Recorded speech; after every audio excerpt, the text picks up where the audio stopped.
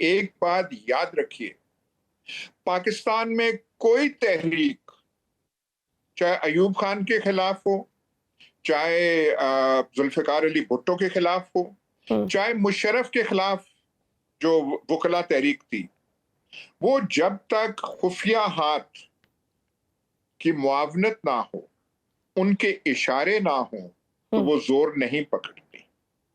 यहाँ पे हमारा अलमिया ये है कि जिन्हें हम अवामी तहरीक कहते हैं, उनके साथ खुफिया हाथ भी शामिल थे, हम्म, तब भी वो किसी नतीजे पर पहुंचे। तो ये बात नहीं भूलना चाहिए। इस वक्त जो हुकूमत है, जो निजाम है, हम्म, उसमें कोई ऐसी दरार नहीं है। तो ऐसे में तहरीकों का बात करना बिल्कुल खामख्याली हम्म, है। और ये जो खासकर अगर आपका इशारा पीटीआई की तरफ है, ये जो इलेक्शनों के बाद 2 साल पहले जो 1.5 साल पहले इलेक्शन हुए थे, जी, उनके बाद ये जो आए रोज किसी मूड में आके कि जी फलां जुमे से हम एहतजाज शुरू कर रहे हैं, ये हम्म, बिल्कुल ही गलत सोच पे मबनी है। ऐसे आप मैन्युफैक्चर नहीं कर सकते, आप हम्म, इजाद नहीं कर सकते एक तहरीक या एहतजाज का समा या हम्म, मौसम।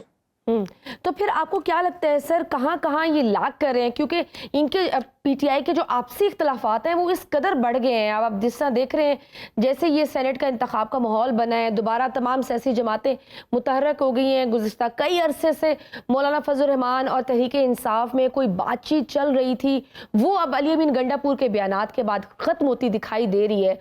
और साथ मौलाना से पीपल्स पार्टी और नून लीग भी मुलाकातें कर रहे हैं। आपको नहीं लगता कि गंडापुर साहब हर बार पीटीआई को फायदा की बजाय नुकसान ही पहुंचाते हैं इस तरह के बयानात देकर? लेकिन देखिए ना, जो क्राइसिस है, जो बुरहान है क़यादत का हम्म, पीटीआई में, उसकी बड़ी वजह क्या है? बड़ी वजह तो ये है कि उनके लीडर जो है सलाखों के पीछे हैं। हम्म, सही मुलाकात भी नहीं हो पाती, मखसूस हालात का वो सामना कर रहे हैं। जी, अफरा तफरी इसलिए पैदा हो रही है।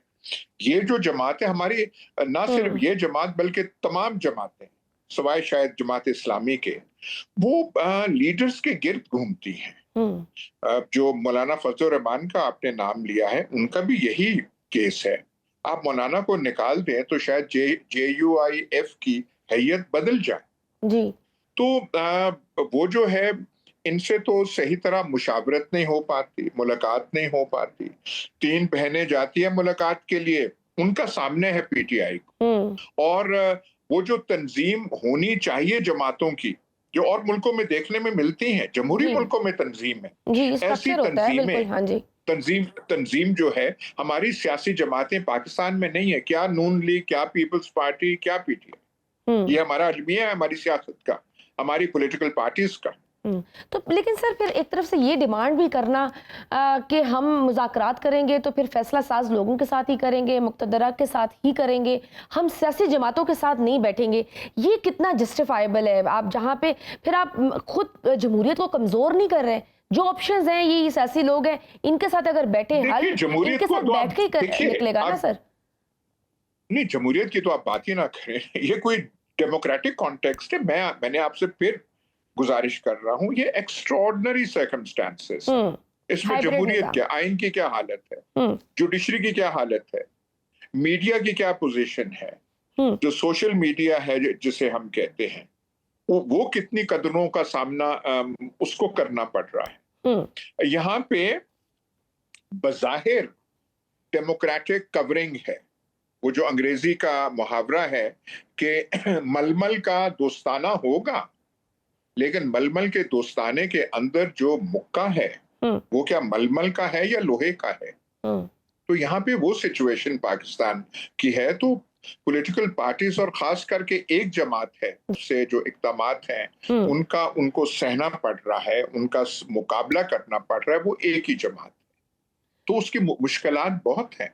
सर नो और फिर डाउट, ये है कि लीडर बिल्कुल, अंदर है, बिल्कुल तंजीम सर, वैसे नहीं है जैसे कि आप होनी टोटली आई चाहिए। Totally agree sir. जो पीटीआई में ना काडरास हैं, जो तंजीम, तंजीम साजी का भी फुकदान है, हालात बहुत मुश्किल है, बहुत कठिन है, लीडर उनका जेल में बैठा है। तो सर ऐसे हालात में डोंट यू थिंक कि पीटीआई को मजीद मुत्तहिद होने की ज़रूरत है? जो अपने आपस के इख्तलाफात हैं उनको मीडिया में लेकर आकर उछालना और इस हद तक के मीटिंग करने आपके लोग एग्जैक्टली सर वो 5 अगस्त का आपके लीडर ने कहा है कि जी 5 अगस्त को तहरीक चलाएं और अली अमीन गंडापुर साहब 90 दिन का कह देते हैं, तो ये तो आप खुद ही डिफ्यूज कर रहे हैं ना ये लोग, और आप आपसे इख्तलाफात में उलझे हुए हैं। भाई बात सुने, जो इस सो कॉल्ड अगस्त 5 की तहरीक का ऐलान हुआ था वो कहाँ हुआ था? वो एक एक्स अकाउंट से हुआ था। जी वो एक्स अकाउंट किसके पास है? वो लीडर के पास तो नहीं है, उनके नाम से चलता है। कौन चलाता है हमें नहीं मालूम। अब ये मुश्किलात, ये सिचुएशन है।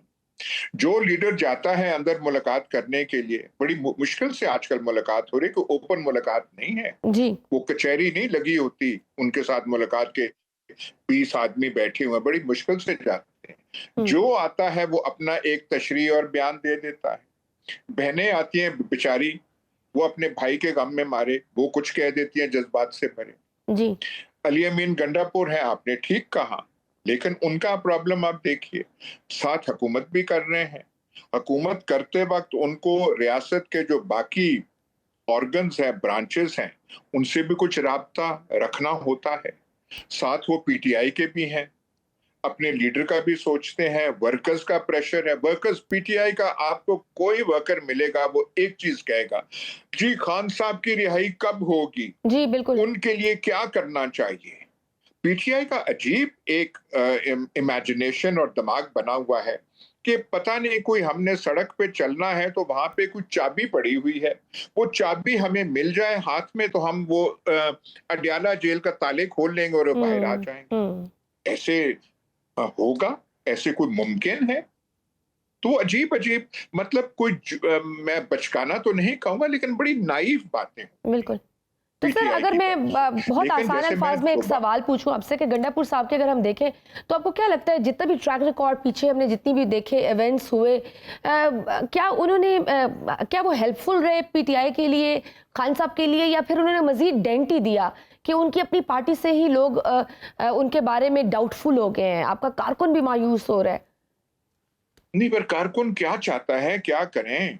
नवंबर 26 वाली बात करें, हर बार डी चौक की बात करें, एक दो बार मैं तो कहूंगा इस अली अमीन गंडापुर ने अपने वर्करों की जानों को बचाया, क्योंकि बीच में प्रेशर था, डी चौक जाएं, डी चौक जाएं। भाई आप कोई बाहर की फौज है, आपके पास कोई मोटर है, गोले हैं, आपने डी चौक में करना क्या है?